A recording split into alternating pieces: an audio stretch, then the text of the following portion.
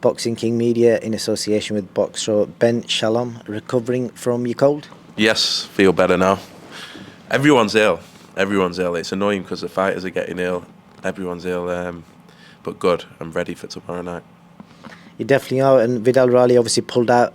Just quick words on that, disappointed? Yeah, very disappointing. Obviously, what a year he has had. I think last performance, November the 12th, on the Tasha Jonas card was, I think it was a time where boxing fans got excited about Vidal Riley. Obviously, he does massive numbers, has his massive following, but he wanted to end the year in style. He's never had the activity that he's had this year, and unfortunate, but he'll be back Jan-Feb. He can't fight. He's absolutely gone. And obviously on a positive note, you've delivered Chris Smith another headline in his hometown, something he's dreamed about for years, and you've gone and done it for him back to back. Look, I think the key for this fight is just preparing him for the stadium. He wants to fight in the stadium, he wants to fight for titles, he wants to have his biggest fight after this one. This is a guy in the top 10 of the WBO. It's a live fighter, it's a game fighter. You saw him today, he's coming to win. He looks the part, he fights only one way. It's going to be a war while it lasts, but I think Chris needs this. He needs it for his rankings, his confidence, everything in his hometown. It's growing and growing and growing. The fan base that have been calling out for him to fight in Bournemouth for a long time. We saw in July just what a crowd he can bring out. I think we're going to see that again on Saturday night, and then we're into the stadium. And it's been a great journey so far. Obviously, he initially signed a one-fight deal with you. Am I right in saying this is now a two-fight deal? Yes, this is this fight, and then hopefully the big one in the stadium. But he can't take his eye off tomorrow night.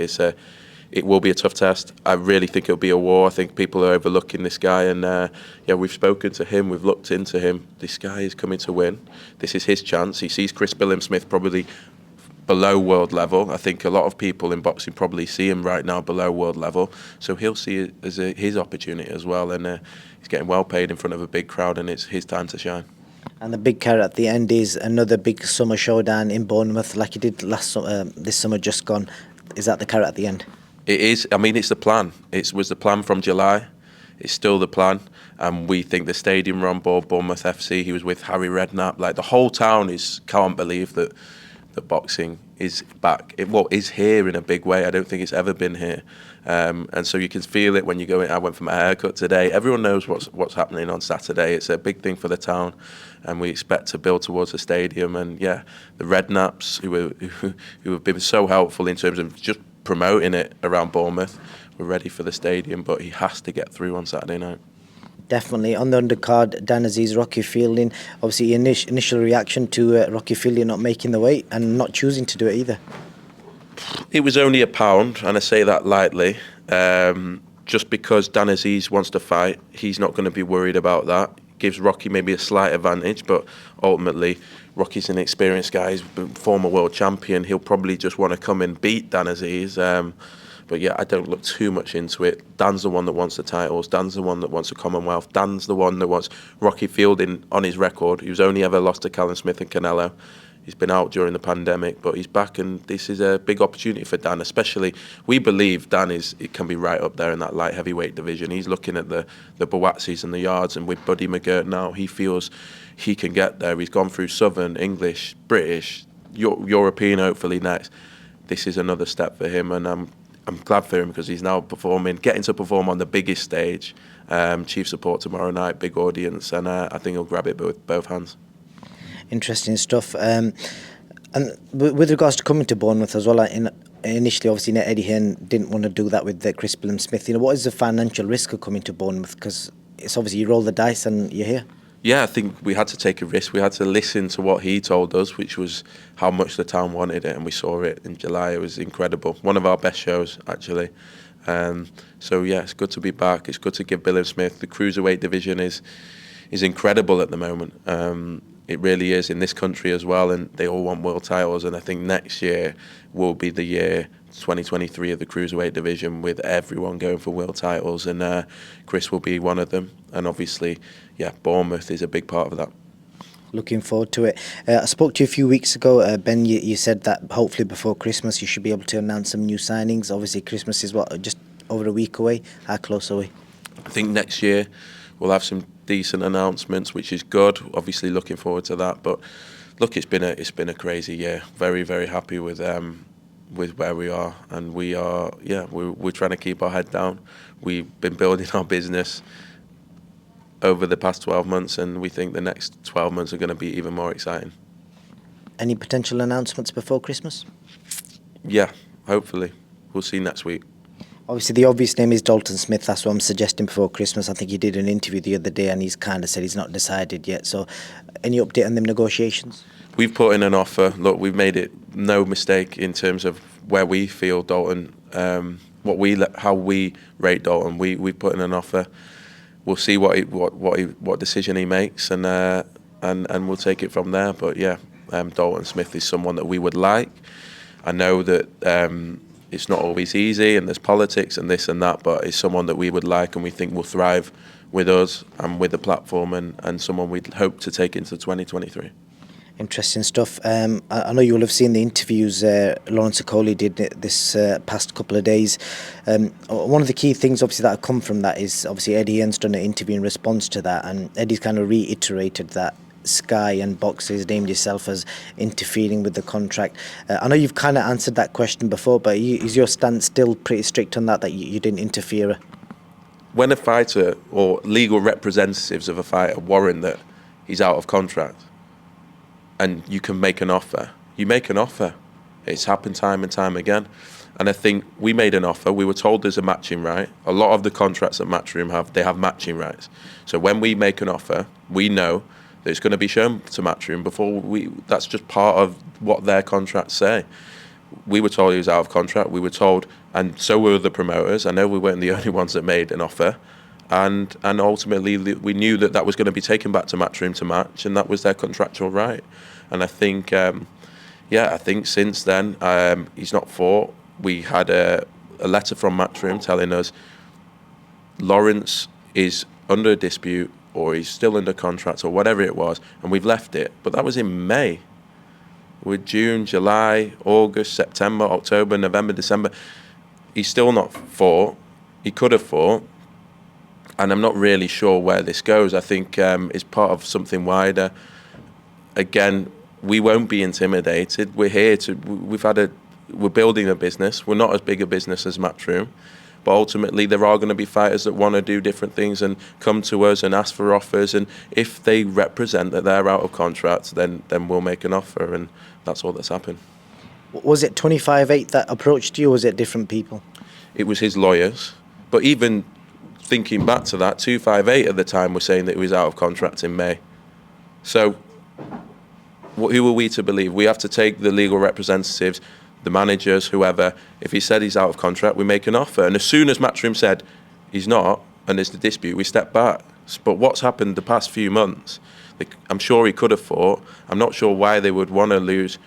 I'm not sure what their end result, what their end game, what they want from it. So I'm a bit confused by what they want from it, or whether they're trying to make an example out of Lawrence. Or I know it's been difficult for other fighters to come across. I know Tasha Jonas last year she had one fight left, was pulled off the fight camp card. Then the Liverpool show, we still laugh about it, me and Tasha, because if you look back to the poster, you can see her right in the corner, like she doesn't even exist on the card. So they say they've lost loads of money. Well, why do they want to lose money on another fight if there is another fight? And then why hasn't he fought since February? They can say it's because of our offer or whatever, but we put in an offer because we were told he was out of contract. That's nothing to do with whether he's fought now. And as I say, that was over 6 months ago. I think we've been pretty respectful for 6 months. He's not even fought. It's not because he's fought for us or he's signed with us in 6 months since May. So look, no one likes to see this. This isn't why I got in the sport. We are trying to do the right thing. And ultimately, it's never nice to see a fighter not active. And so I'm glad, in terms of for Lawrence, that a purse bid has been ordered, because he has had a difficult year. And just on that whole issue, because there's a couple of bits that they both disagree on. And Lon said to me in the interview that Eddie wanted £500,000 from the deal that you was offering him, and then Eddie's come back and said, no, I didn't. He's made that up. Were you made aware of anything like that when them negotiations were going on? What Eddie wanted from Lawrence, I think that's their business. Whatever deal they do is their business. But look, again, I'm not really sure if they've got a fight left, why hasn't he fought? And if he's losing on money on him, why does he want to lose any more? I think it looks like maybe it's a thing with Sky or a thing with us where they don't want us to get going with fighters, or I don't know. But Lawrence is obviously caught in a situation, and hopefully, I think it's now resolved, or it is being resolved, or whatever. But it's been a long time now. It's been a long time, and we have waited, and there's going to be other fighters, and I hope there's going to be more and more fighters that come to an end of a contract, and there's more competition in the market right now. That's all it is. And so there's fighters have a choice. So if they're free, just as we know that our fighters have been, they talk about our contracts all the time and fighters that we have all the time.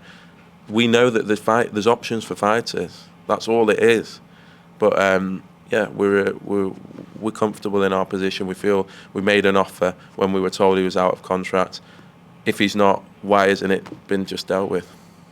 And then just moving on, a bit of a two-winded question. Eddie also talked about you signing Ben Whittaker, and he suggested that, you know, Boxer and other potential promotions have outside investors that help pay signing on fees, etc. And he also suggested that you only had Ben Whittaker on a one-year deal, which would be bad business. So your response to them comments?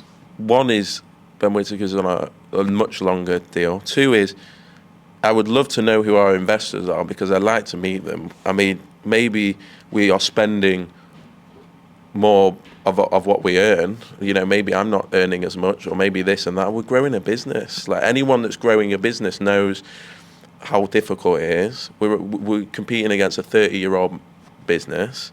We're new in the market. We had no fighters. We're going to get the fighters that we want, but I think, yeah, I would love some investment. So if he does know anyone for next year, maybe we could spend even more.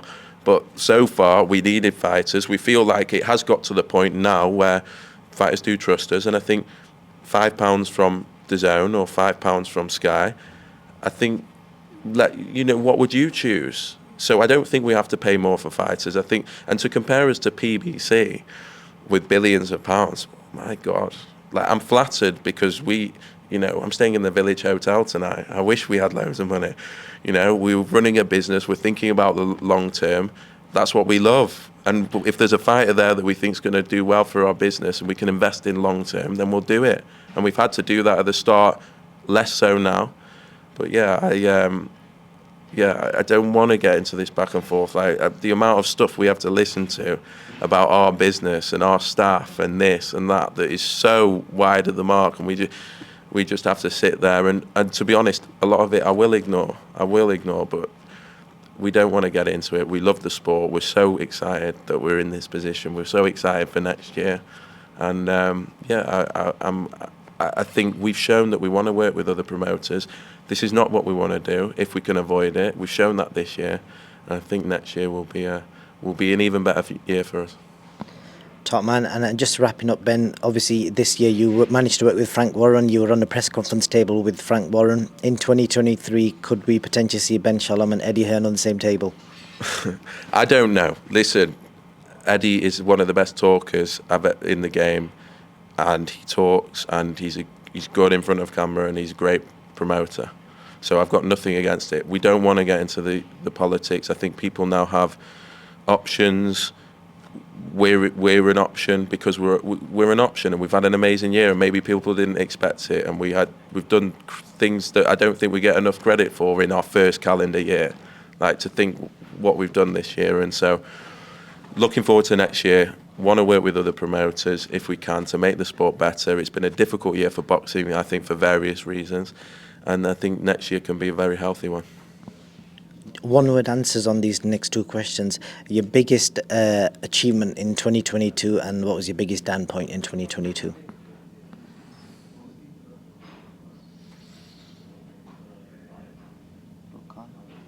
Brooke Carnes, Shields Marshall, to do the first ever women's event and sell that out at O2 was incredible. Carn Brooke was big. To get the two highest viewing figures of Sky that they've ever had.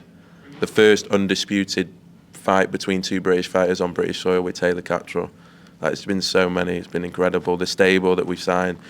Obviously, we're a growing business, so we're still learning and hiring and we not a 30-year-old business, so we have to build a PR team and build an accounts team and build a this and build a that, and we're building a business. But yeah, I know it's meant to be a one-word answer. The shows have been incredible. I'd say the downside is probably the politics, and maybe the Liverpool show was a tough one with Fraser's opponent. And look, that's the responsibility you have, and we're boxing fans as well.